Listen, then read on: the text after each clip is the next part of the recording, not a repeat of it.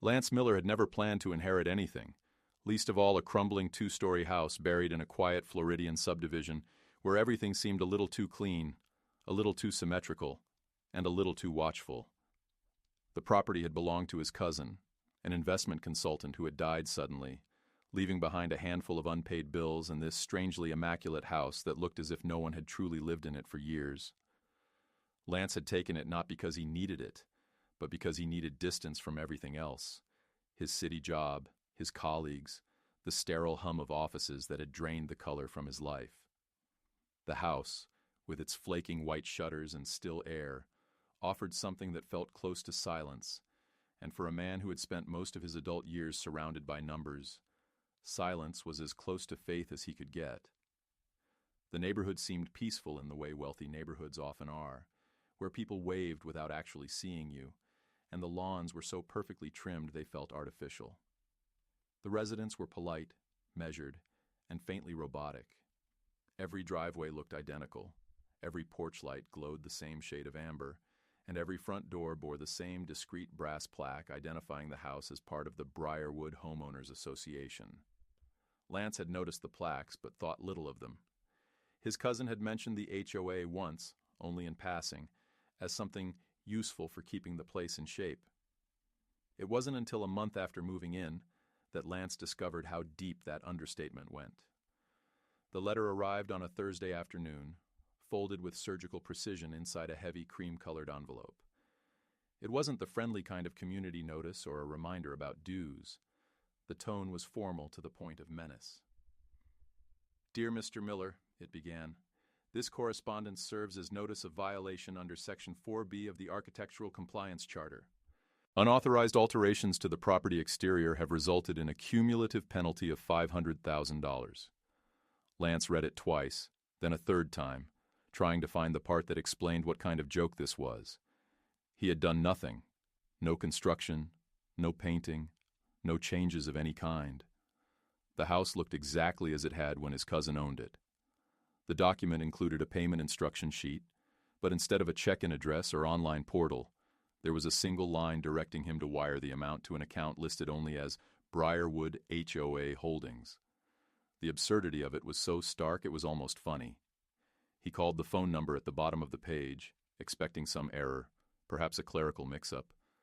The call was answered instantly, not by a person but by a synthetic voice that said, "Briarwood Homeowners Association, please hold," before slipping into a loop of piano music. The music played for 22 minutes before the line cut off. When he called again, the number was already disconnected. That evening, he walked through the neighborhood, hoping to find someone from the association, anyone who could clarify the situation. The first neighbor he encountered was a woman watering her flowers, her expression blankly pleasant. When he mentioned the letter, she froze for a fraction of a second, then smiled too brightly and said, "Oh, those things always get sorted out. Best not to worry about it." Her eyes flicked toward one of the small security cameras mounted on a lamppost before she turned away. The next neighbor pretended not to hear him at all. By the time Lance returned home, the street had grown uncomfortably quiet. Even the sprinklers seemed to hiss more softly, as if the entire block were holding its breath. He spent the night rereading the letter under the weak kitchen light, trying to convince himself it was nothing serious. But there was something about its precision, the absence of human error, the perfect spacing of each sentence, that made him uneasy. At midnight, unable to sleep, he stepped onto the porch. The air was dense with humidity and the faint smell of chlorine from nearby pools. On his own mailbox, glinting under the street lamp, was another envelope.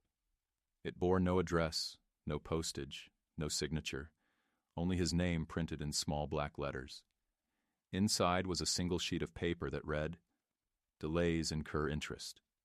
No logo, no date, just those 3 words. The paper smelled faintly of disinfectant, and the handwriting, though neat, had no personality at all, like something written by a machine that understood language, but not meaning. Lance stood there for a long moment, feeling the kind of stillness that precedes a storm. For the first time since arriving, he noticed how the houses around him seemed identical, Not just in appearance, but in silence, as though every light behind every curtain was watching him instead of shining outward. The next morning brought no clarity, only the kind of sun that made the white pavement glare and the air shimmer like glass. Lance sat at his kitchen table, the second letter lying beside his untouched coffee, and tried to think logically, methodically, as he would have with any audit or irregularity he once investigated. A clerical mistake, he told himself again. Something that could be straightened out with a visit, a conversation, a face to attach to the name that now hung like a threat in his mind. Briarwood Homeowners Association. By mid-morning, he was driving across town, following the address printed at the bottom of the fine notice. The navigation app led him to an aging business complex on the edge of the highway, surrounded by cracked asphalt and overgrown hedges. The sign near the entrance read, Briarwood Administrative Offices, but half the letters had peeled off, leaving only a ghostly Ryer Ood. The glass doors were locked, the interior empty, except for a lone folding chair and a stack of unclaimed mail on the floor. The building had been abandoned for years. He tried calling the number again while standing there in the stale, sun-flooded air, and this time it rang once before returning an automated message. This line is no longer in service. He stood staring at the locked doors for a long time, listening to the wind scrape dry leaves against the pavement. Something about the stillness made his skin prickle. On impulse, he picked up one of the envelopes lying on the floor just beyond the glass. It was addressed to a Briarwood Holdings LLC with a return address in Delaware. When he typed the name into his phone, the search produced a single result. A limited liability company dissolved 3 years ago for failure to file taxes. He took a photo of the letter, tucked it back through the crack under the door, and drove home in silence, the air conditioner roaring to fill the void. When he arrived, there was a black SUV idling near his driveway, windows tinted to the point of opacity. He slowed, expecting it to move, but it didn't. After a moment, the vehicle rolled away slowly, turning the corner with mechanical precision. No plates, no sound. Just gone. He stood in his yard for several minutes afterward, trying to decide if he had imagined it. That evening, he printed every document he had, the fine notice, the anonymous note, and screenshots of the dissolved company. He called the county clerk's office, asking to verify the legitimacy of the HOA. The clerk hesitated, her tone changing mid-sentence as if she had been warned before. Sir, the Briarwood Association is registered as an active nonprofit. We can't discuss its financials without authorization. He asked for the registration date. There was a pause, a keyboard clicking faintly through the line, and then a quiet, almost reluctant answer. According to our records, it was filed in 2022. Lance felt his pulse slow. That can't be right, he said. This neighborhood's been around for at least 15 years. The clerk only repeated that she couldn't release further details, and then hung up before he could respond. That night, the air in the house felt charged, restless. He left the lights on and worked at the dining table, his laptop open to state business registries, tax records, and corporate databases. The more he searched, the more inconsistencies appeared. The supposed non-profit that governed Briarwood had no board members listed, no meeting minutes, no contact information. Its filings were uploaded from the same IP address used for over a dozen other dissolved entities, all linked to short-term property trusts scattered across several states. The deeper he looked, the clearer it became that the HOA was not an association, but a shell, a front for something designed to look legitimate enough to avoid scrutiny while funneling money elsewhere. Near midnight, a faint sound came from outside, a car door closing softly, followed by the crunch of gravel. He froze, listening. The motion lights didn't activate, but he saw shadows shift beyond the blinds, a quick flicker of movement near the mailbox. He waited until silence returned, then stepped outside, the humid night clinging to his skin. The street was empty again, too empty, yet the faint smell of exhaust hung in the air. Inside his mailbox lay another envelope. No name, no return address, no postage. Only a printed number. 72. No explanation. He took it inside, laid it beside the others, and sat there staring at the three of them as if they might rearrange themselves into meaning. The following morning, determined to confront whoever was orchestrating this farce, he attended the next scheduled HOA meeting. The notice had been pinned discreetly to a community bulletin board by the entrance gate. Monthly board session, Briarwood Pavilion, 6 p.m. He arrived early, only to find that the pavilion was a converted recreation hall, its glass doors tinted dark. Inside, 5 people sat at a long table facing a small audience of perhaps 10 residents. The woman at the center introduced herself as Vivian Crawford, president of the Briarwood Homeowners Association. She was impeccably composed, her posture rigid, her hair so precisely arranged it looked lacquered. When Lance raised his hand to speak, she smiled politely, but didn't call on him until the end. When he finally stood and explained his situation, the impossible fine, the disconnected numbers, the missing office, Vivian's smile never faltered. "Mr. Miller," she said evenly, "our records show that your property is in violation of Section 4B. The fine stands." Her tone was calm, detached, as if reading from a script. "You can appeal through the proper channels, but please understand that delays incur interest." The phrase made his stomach turn. "I haven't altered anything," he said, louder than he intended. "There's no construction, no changes, nothing to justify $500,000. Her expression softened, almost pitying. "Ignorance of policy is not a defense, Mr. Miller. The bylaws apply to all residents, regardless of when they acquired their property." The other board members nodded in unison, their faces blank. When he asked where he could find the appeal forms, Vivian slid a single sheet of paper across the table, a wire transfer instruction identical to the one in his letter. "All appeals begin with an escrow deposit," she said smoothly. 5% of the owed amount. He stared at the line of digits, realizing that meant $25,000. "And if I refuse?" he asked quietly. Vivian tilted her head slightly, her eyes unreadable. "Refusal constitutes non-compliance," she said. "Non-compliance leads to enforcement." There was something final in her tone, something that carried the weight of inevitability. The meeting ended 5 minutes later. When he stepped outside, dusk had already settled, and the parking lot was nearly empty. His car, which he had parked near the entrance, now bore a small slip of paper under the wiper. It wasn't a ticket, but a printed message identical to the one he had found before. "Delays incur interest." Only this time, beneath it, in smaller font, were 3 new words: "Do not investigate." When the first bank statement arrived, Lance knew the situation had crossed the line from absurd to dangerous. The envelope bore his name and address, yet the account number printed across the top was not his. It was similar, only off by a single digit, and under Payment Origin, it listed a transaction made by Briarwood Association Automated Collection. The charge was small, $250, but it was recurring, set to withdraw every month on the 5th. He checked his actual accounts, found nothing missing, and for a moment thought it might be a clerical duplication. But the routing information led to an entirely different institution, a private credit union based out of Oregon. He called the bank, explaining that there must have been a mix-up. The representative on the line went silent for a moment, then said in a strained, almost rehearsed tone, "Sir, we show this as an authorized collection under a verified community contract. You'll need to contact your association's compliance office."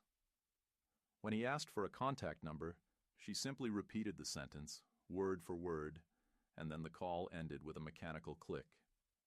The feeling that had been lurking at the edges of his mind, something between paranoia and certainty, tightened into focus. They had access to financial systems. Someone, somewhere, was pulling money from false ledgers under the guise of official HOA business. That night, he drove through the neighborhood again, noting the houses that still had lights on and those that didn't. Nearly a third of the properties appeared unoccupied, blinds drawn, driveways empty, lawns trimmed as if by invisible hands. He stopped in front of 47 Maple Bend, and stared at the faint glow of a television flickering behind the curtains. When he knocked, no one answered, though the sound inside abruptly ceased. From somewhere near the back of the house came the faint metallic click of a door closing. He lingered for a minute, then left, feeling the weight of unseen eyes. The more he explored, the clearer the pattern became. The neighborhood was too perfect, too static, as if preserved in some curated balance that resisted disturbance. By the end of the week, he had compiled a folder of inconsistencies, corporate filings, bank screenshots, printouts of the Delaware Shell Company's history. Each document led to another dead end, another layer of disguise. Then, unexpectedly, one of the names repeated across multiple filings. A financial consultancy firm called Eidolon Property Management, listed as the administrative custodian for at least 5 other associations within the state. Curious, he called their number. The receptionist's voice was smooth and slow, like honey over ice. When he introduced himself, there was a pause long enough to make him think the call had dropped. Then the woman said, "Mr. Miller, we've been expecting you. Please hold for verification." He froze. Before he could respond, another voice came on the line, male, authoritative, unhurried. "Mr. Miller, this is Edmund Carter from Eidolon. You've raised several inquiries regarding Briarwood's governance. I suggest you refrain from further investigation. Misinterpretations of our operations can lead to legal consequences." Lance gripped the phone tighter. "You can't fine someone $500,000 for no reason," he said, his voice shaking despite his effort to sound composed. There was a soft chuckle on the other end. "You'd be surprised what counts as reason, Mr. Miller. Enjoy your evening." Then the line went dead.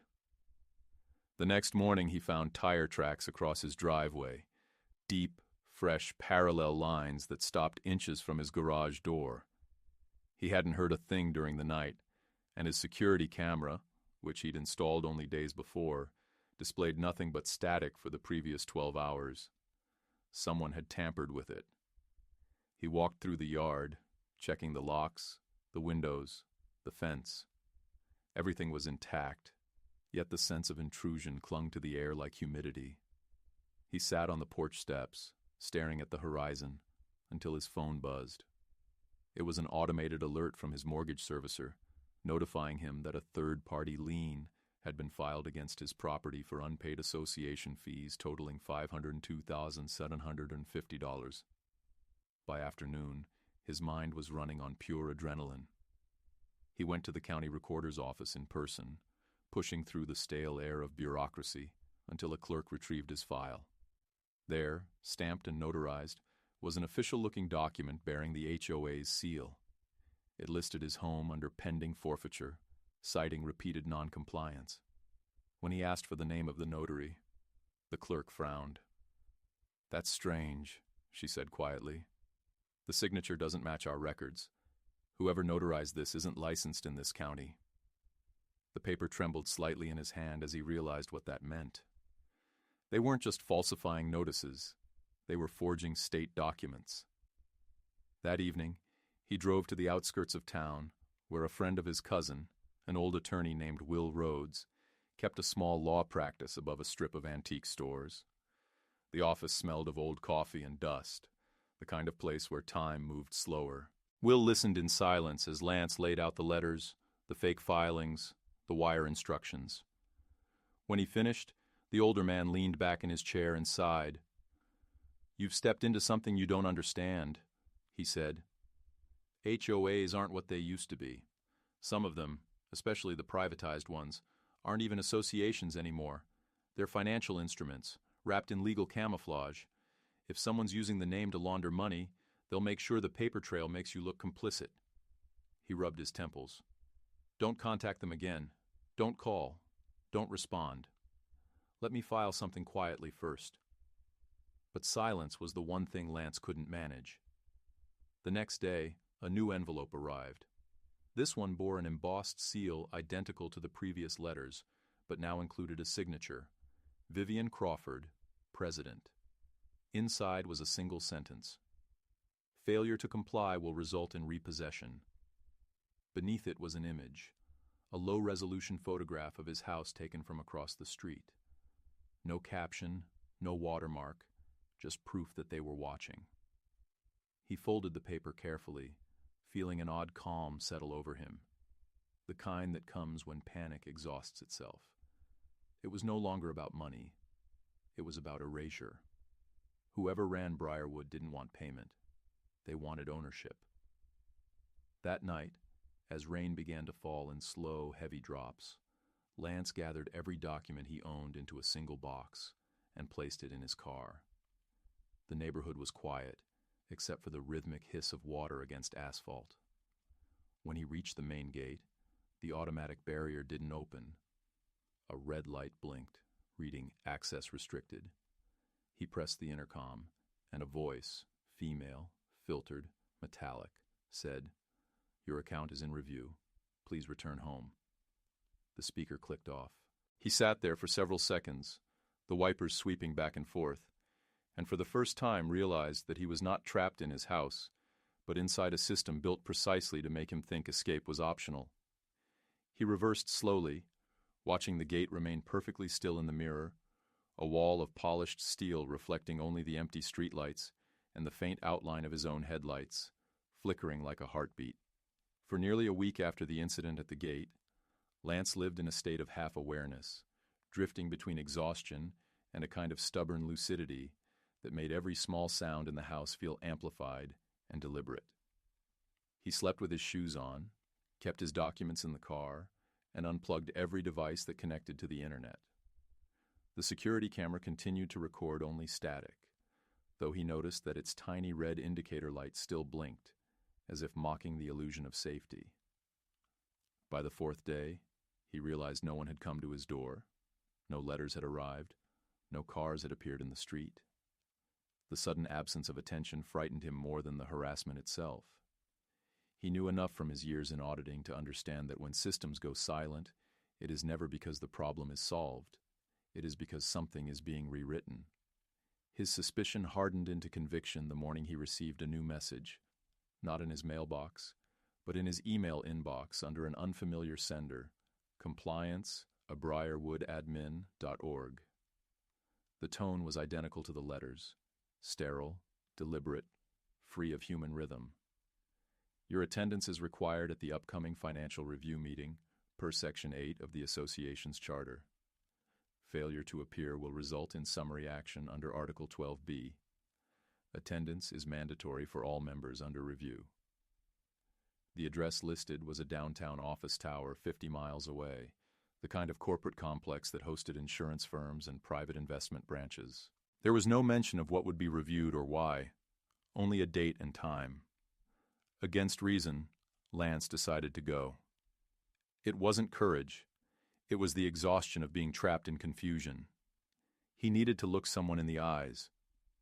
The building, when he arrived, was sleek and silent, all reflective glass and chilled air that smelled faintly of lemon disinfectant. The directory in the lobby didn't list Briarwood anywhere, but a security guard in a dark suit handed him a visitor badge without asking his name, as though his arrival had been anticipated. "Conference Room B, 26th floor," the guard said in a voice that carried the flat cadence of memorization. The elevator ride felt endless, the mirrored walls reflecting his own expression back at him until he barely recognized it. Tight, pale, sleepless. When the doors opened, the corridor ahead was lined with frosted glass offices, all unmarked. Conference Room B was at the far end. Inside, 4 people sat around a long table, none of them familiar. One of them, a man in a light gray suit, with an expression both polite and vacant, gestured for him to sit. "Mr. Miller," he said smoothly, "thank you for coming. We wanted to clarify some financial irregularities connected to your property." Lance stared at them, half expecting to recognize Vivian Crawford among them, but she wasn't there. Instead, the man slid a folder across the table. Inside were photocopies of wire transfers, account summaries, and statements he'd never seen before. Documents that showed him as the authorized manager of multiple escrow accounts, each tied to the Briarwood Association. The balances totaled more than $6 million. "This isn't mine," he said, his voice catching. "I've never seen these before." The woman beside the man leaned forward, her smile clinical. "You're listed as the secondary fiduciary. These transfers were executed under your credentials." Lance shook his head. "I don't have any credentials with you. I'm not even on the board. I didn't authorize anything." The man in gray steepled his fingers, watching him with a detached calm that was somehow worse than hostility. "Our records show otherwise. You may wish to consult your accountant before denying responsibility. Paperwork has weight, Mr. Miller." He felt a sharp pressure in his chest, a mix of disbelief and dread. They had not only targeted him, they had inserted him into the machinery.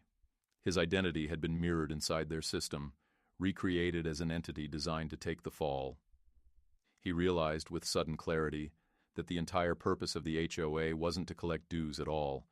It was to circulate money through an endless cycle of paper legitimacy. Every time a homeowner paid a fine, that money entered a phantom ledger, tied to fake administrative accounts like his. The HOA's physical presence was irrelevant. The illusion of compliance was the true currency. He looked up at the strangers across the table, feeling the room tilt slightly as the fluorescent lights hummed. "Why me?" he asked quietly. The woman gave a small, courteous shrug. "You inherited property. You inherited liability. It's simply efficient." They dismissed him with a handshake that felt rehearsed, and when he exited into the corridor, he noticed that his visitor badge had been replaced. The sticker now read, "Authorized Agent, Briarwood Holdings." He didn't remember anyone touching it. He ripped it off and left it on the floor of the elevator. On the drive home, he checked his phone and found 3 missed calls from Will Rhodes. The last message was brief and uneasy. "Lance, don't come back here. Someone's been asking about you. Said they're from state compliance, but their IDs didn't check out." Then static, then silence. The following morning, a courier delivered a manila envelope to his door. Inside was a non-disclosure agreement from Eidolon Property Management, the same company he had called days earlier. The cover letter thanked him for his continued cooperation and requested his signature on behalf of the upcoming audit cycle. He turned the page over and found a note handwritten in blue ink at the bottom. "Sign nothing. They're consolidating liability. The IRS is already watching." No signature, no clue who had written it. He drove straight to Will's office, but the building was cordoned off by police tape, and a deputy standing by the entrance told him the office had suffered a small electrical fire. When Lance asked if anyone had been hurt, the deputy only said, "No victims," but refused to elaborate. Through the dusty window, he could see that the room inside had been stripped bare. No papers, no computers, not even the furniture. That night, unable to sleep, he opened every document again, looking for a single thread that could tie this nightmare to something tangible. It was then that he noticed a small detail in the fake bank transfers, a routing code that repeated across every account. It wasn't local, or even national. It belonged to a federal trust clearing system used for non-profit verification. Whoever had built this structure had embedded it within the government's own compliance framework. They weren't hiding from the IRS. They were hiding inside it. His phone buzzed again. Another message, this time from a number with no caller ID. "If you have the routing codes, bring them tomorrow. Parking level 3, Riverfront Tower, 9 a.m. Come alone." He didn't go to bed. At dawn, he printed the pages, sealed them in an envelope, and drove toward the city. The parking structure was half empty, the air heavy with the scent of oil and rain-soaked concrete. A woman stood near the far wall, her posture too still to be casual. She wore a dark coat and carried nothing but a folder. When he approached, she spoke before he could. "You've been inside the system," she said. Her voice was calm but strained, the tone of someone who had seen too much already. "You're not the first." She opened the folder and showed him a series of screenshots, emails, balance sheets, and a single page stamped with the IRS emblem. "They've flagged Briarwood for investigation," she continued. "It's not a homeowners association. It's a closed-loop laundering network using non-profit status as cover, but they used your name to complete the chain." Lance stared at the page, feeling the blood drain from his face. "Then clear it," he said. "Tell them it's fraud." She shook her head. "You don't understand. They've already filed the forms showing you as a cooperating agent. On paper, you're part of them. If this goes public before the IRS finishes their audit, you're collateral." A low rumble of thunder rolled through the structure, echoing off the concrete. The woman glanced toward the exit. "You have one option. Disappear from the system before they freeze it. Someone inside the IRS is leaking to them. Every time we move, they move first." She handed him a small flash drive. "This has enough evidence to open the case. Don't trust official channels. Get it to Savannah. There's a field division there still clean." Before he could ask her name, she was already walking away, her silhouette swallowed by the pale morning light. He drove home through sheets of rain, gripping the wheel as the weight of her words settled in. His house looked smaller now, almost fragile, surrounded by rows of identical facades that seemed to watch him return. On his doorstep waited another envelope. This one bore no seal, just his own handwriting, replicated perfectly across the front. Inside, a single sentence typed in that same clinical font. "We appreciate your cooperation, Mr. Miller. The audit concludes soon." The paper trembled in his hands, and for the first time since this began, he truly believed that whatever controlled Briarwood wasn't simply a fraudulent board of opportunists. It was a system built to consume its own evidence, to recycle identities and erase origins, a living organism feeding on paper and signatures. He stood in the doorway, the rain whispering across the roof, and understood that the only way to survive would be to play dead within the network that had already claimed his name. The next 48 hours dissolved into a blur of paranoia and deliberate calculation, the kind that consumes every decision until even breathing feels strategic. Lance disconnected his home from the grid as best he could, cut the Wi-Fi, removed the smart meter, pulled the SIM from his phone. Yet every attempt at isolation only revealed new layers of surveillance. His mailbox continued to receive envelopes that looked official, but lacked postage marks, as if they had materialized from within the neighborhood rather than from any postal route. The letters were no longer threats. They were confirmations, acknowledgments written in the same dead mechanical tone, each one phrased like a contractual handshake. "Your cooperation is valued. Pending confirmation of audit closure. Awaiting your final signature." He stopped opening them after the fifth one, stacking them neatly on the kitchen counter beside the coffee machine, though each new envelope carried the same faint antiseptic scent he had begun to associate with the Briarwood offices. What unnerved him most wasn't the language, but the consistency, the flawless impersonality of it. No typos, no ink smudges, as if the entire apparatus operated without human error. He spent long nights studying the data on the flash drive the woman had given him, cross-referencing names and corporate numbers until his eyes burned. The scope of what he found broke past disbelief into something colder. Briarwood wasn't unique. Dozens of similar associations existed across multiple states, identical filings, mirrored bylaws, recycled directors' names shuffled between entities like cards in a rigged deck. Each claimed nonprofit status under Section 501(c)(4), allowing them to collect unlimited community fees while declaring themselves civic organizations. The routing codes embedded in the documents linked every transaction back to a single umbrella account belonging to an offshore foundation registered in Luxembourg. The simplicity of the design was its brilliance. Real homeowners unknowingly funded a ghost economy hidden inside their own neighborhoods. Lance realized then that Vivian Crawford and the other faces he had seen at the meeting weren't masterminds. They were placeholders, expendable administrators who kept the illusion running while someone far above them orchestrated the flow of money. That night, his car alarm blared at 3:07 a.m. He rushed outside barefoot, heart hammering, to find both headlights smashed and the hood marked with a single word etched into the dust. Escrow. There were no footprints, no sign of forced entry, just the cold silence of compliance. The police never came. When he tried to call, the dispatcher placed him on hold for 20 minutes before the line disconnected. The next morning, a tow truck arrived unannounced.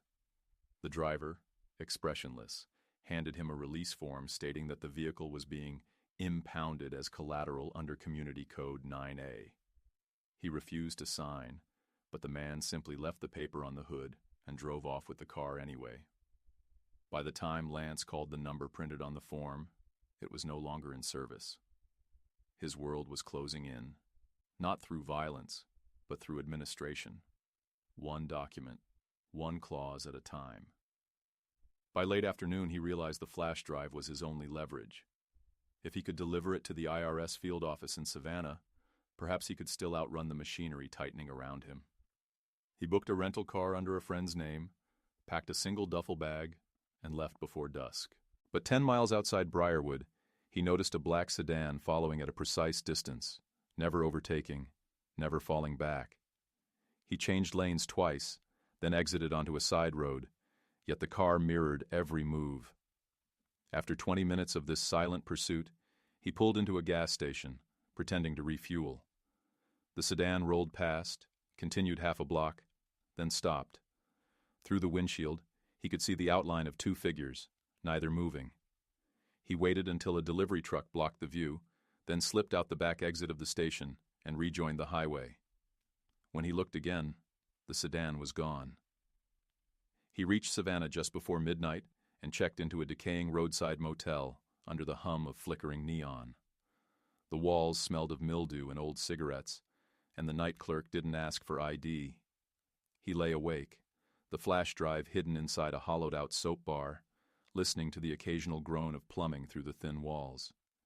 At 2 a.m., a soft knock sounded on his door. 3 slow taps, a pause, then one more. He froze. The knock came again, followed by a man's voice speaking through the door. "Mr. Miller, we're from the Federal Compliance Division. We just want to talk." He said nothing. The voice tried again, more insistent, repeating his name with a practiced calm that only deepened his unease. Then silence. After a long minute, the sound of footsteps retreated down the corridor. When he finally opened the door a crack, the hallway was empty, except for a folded note slipped under the threshold. Inside were 3 words typed in familiar font: "Audit rescheduled. Cooperate." The next morning, he drove to the address the woman had mentioned for the Clean Field Division, a nondescript concrete building near the port. Inside, a receptionist directed him to a narrow room with no windows. A man in a navy suit waited there, flipping through a thin file. "Mr. Miller," he said pleasantly, "we've been expecting you." The phrase struck like déjà vu. The man gestured toward a chair and continued, "You've caused quite a stir. These files, where did you get them?" Lance hesitated. "From someone who said the IRS was already investigating." The man smiled faintly. "We are, but we need to know who gave this to you. There's a chain of custody problem." Something in his tone felt off, too polished, too scripted. Lance watched the man's reflection in the windowed cabinet behind him and saw, faintly, a second silhouette moving outside the room. "I'll only hand it over with confirmation of your credentials," Lance said quietly. The man's smile didn't falter. He produced a badge with the IRS seal, but the hologram shimmered incorrectly, an outdated design discontinued years ago. Lance stood slowly. "I'll come back with counsel," he said. The man's eyes narrowed. "If you walk out that door, Mr. Miller, you'll be in violation of federal non-disclosure statutes." Lance turned anyway. The hallway outside was empty, yet the hum of distant voices echoed like a trap tightening. He left the building through a side exit, his pulse a steady drumbeat in his ears. That evening he parked by the river, watching freighters crawl along the horizon, and tried to decide whether to destroy the flash drive or trust anyone at all. The water below looked dark and slow, indifferent to consequence. Then his phone buzzed, an unknown number again. But this time it was a voice he recognized. The woman from the parking garage. "They're inside the field office now," she said. "Don't hand it to anyone. There's another contact waiting near the old rail depot tomorrow at noon. He's real." Before he could reply, the call ended. He sat there until dawn, exhaustion pressing on him like gravity. Somewhere behind him, the city lights flickered against the black water, and he felt the strange certainty that the system watching him didn't need to chase anymore. It had already written his next step into the records. The following day broke in a dim, colorless haze that seemed to bleed directly from the air itself, as if the world had grown tired of definition. Lance drove toward the old rail depot with no clear expectation of what awaited him there, only a dull conviction that this would be the end of something. Perhaps his sanity, perhaps the invisible war he had stumbled into. The city receded behind him in a blur of wet concrete and sagging billboards until the road narrowed to cracked asphalt lined by rusted fencing. The depot appeared ahead like a monument to forgotten purpose, its iron frame stretching across the skyline, its interior gutted long ago, but still alive with the echo of past machinery. A single figure waited near the entrance, leaning against a pillar, the hood of his jacket drawn low. When Lance stepped out of the car, the man straightened and spoke first. "You have it?" His voice was low, unhurried, carrying the weight of someone who had been awake for too many years. Lance hesitated before nodding, his fingers gripping the flash drive in his pocket like a talisman. "She said you could get it to the right people," he answered. The man gave a slight smile that didn't reach his eyes. "She says a lot of things, but yes, we can end it, if you're ready to let it burn." They entered the depot, moving through a corridor lined with steel beams, where rainwater dripped rhythmically through the roof. At the far end, a makeshift workstation had been set up, laptops, portable servers, a humming generator casting blue light across the walls. The man gestured toward one of the screens. "These are the real accounts. Every HOA connected to Eidolon, every dummy nonprofit. You're not the only one they used, but you're the only one still standing. They need a fall guy to close the circle." Lance stared at the web of transactions, watching money leap across continents in milliseconds, branching like veins. "Why not expose it?" he asked. The man exhaled sharply. "Because half the regulators are inside it. You think the IRS doesn't know? They do. But they benefit. The audits never reach the top. Only the names written in ink, never the ones in code." He inserted the flash drive into one of the ports, and the data began to flood the screen. "This will trigger a trace. Once it's out, they'll know we've opened it. You won't have long." Lance felt his pulse thudding in his throat. "You mean they'll come here?" The man nodded once, his expression almost peaceful. "That's what we want. Let them come." Minutes passed like heartbeats. Outside, thunder rolled, and the hum of distant engines grew louder until it filled the cavernous space with vibration. The man's eyes flicked toward the far door. "They're early," he muttered. Lance followed his gaze and saw the silhouettes, dark figures moving with mechanical precision, flashlights slicing through the gloom. "Federal Compliance Division," one of them shouted, voice amplified by a loudspeaker. "Stand down and surrender the stolen materials." The man beside Lance began typing rapidly, his fingers a blur across the keyboard. "We're almost there," he said, and the monitors erupted in cascading lines of code. The sound of footsteps drew closer, heavy and synchronized, followed by the metallic click of safeties disengaging. Lance crouched behind a support beam, the air thick with the smell of ozone and rust. The man hit one final key, then looked up at him. "It's done," he said. "The data's gone, uploaded to the independent servers. They can't bury it anymore." A spotlight burst through the window, flooding the room in white light. Voices shouted commands, the chaos swelling into something unreal. "What happens now?" Lance asked. The man smiled faintly. "Now it collapses." The first gunshot cracked through the air, not aimed to kill but to frighten, a punctuation mark in a conversation that had already ended. The man shoved a folded document into Lance's hand. "Run," he said quietly. "They can't arrest a ghost."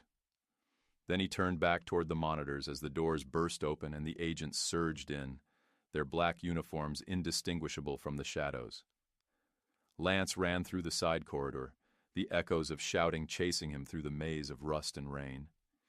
He didn't look back, but he heard the generator explode behind him, a flash of light swallowing the depot in an instant. He reached the car just as the shockwave rolled through the ground, sending dust swirling across the windshield. For a moment, the world was silent again, except for the dull roar of flames devouring what remained of the building. He drove aimlessly for hours, guided only by instinct and the fading sound of sirens. When he finally stopped, it was in a small coastal town, miles from anywhere familiar. The paper the man had given him lay on the passenger seat. It wasn't a map or a confession.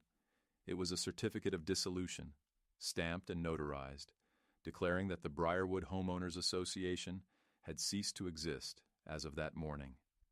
The ink was still wet. Somewhere behind the bureaucratic language, he understood the truth.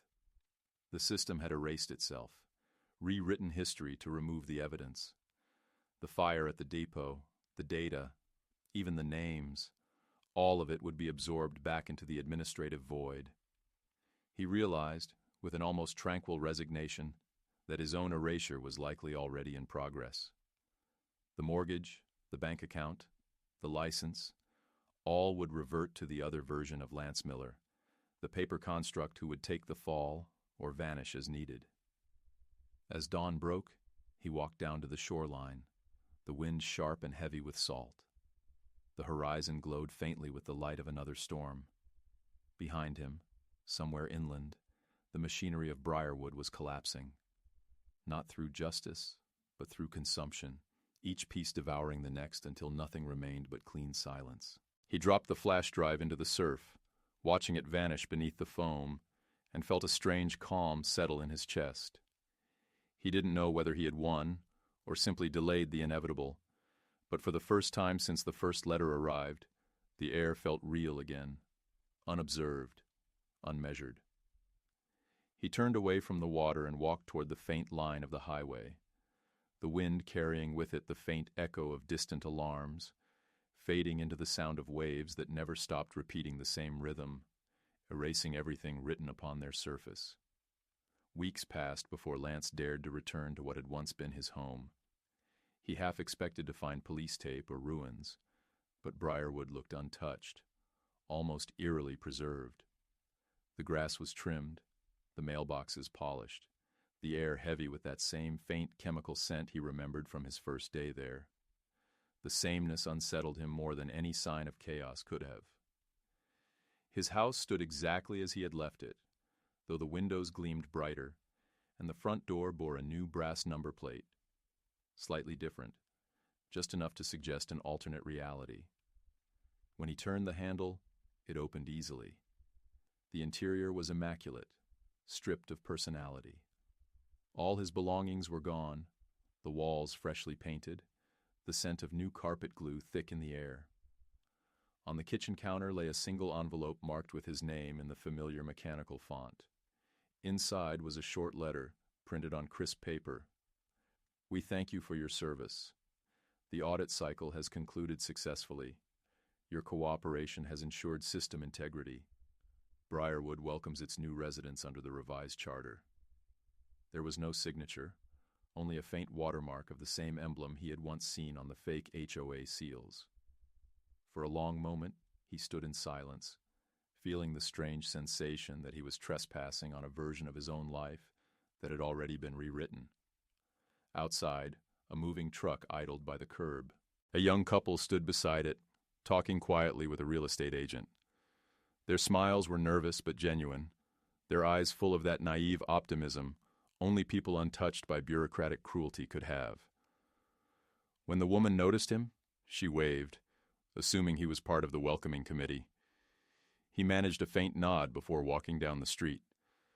The houses around him were filled again, cars parked neatly in driveways, laughter drifting faintly through open windows. The community had resurrected itself overnight, not as a recovery, but as a replacement. Whatever had burned away in that warehouse had already been repainted, relabeled, and resold. The machine had learned how to self-heal. He reached the edge of the subdivision, where the old gate once stood, and noticed a new plaque fixed beside the entry post. Covergen Home Management, a division of Eidolon Systems. The logo was identical to Briarwood's, only sharper, more modern, as if nothing had changed except the name. He stared at it for a long time, then turned away, realizing that there was no one left to expose, no victory left to claim. The fraud had evolved beyond guilt or justice. It had become infrastructure. That evening he checked into another nameless motel off the interstate. On the desk lay a stack of forms he'd collected from his years as an auditor, old and irrelevant now, but strangely comforting. He unfolded the dissolution certificate the man at the depot had given him. The ink had begun to fade, as if the paper itself refused to acknowledge what it once proved. Beneath the faint lettering, a second layer of text had bled through the page, an address printed in light gray, and below it, a date 4 years into the future. He stared at it until the letters blurred. Then, without hesitation, he folded the paper and slipped it into his jacket pocket. The world, he realized, would always regenerate its shadows, and maybe his only act of defiance was to remain aware of them. As the lights outside flickered against the thin motel curtains, Lance leaned back in the chair, breathing in the electric quiet of the room, and allowed himself the smallest, strangest comfort, that in a country built on paperwork, sometimes survival was as simple as never signing again.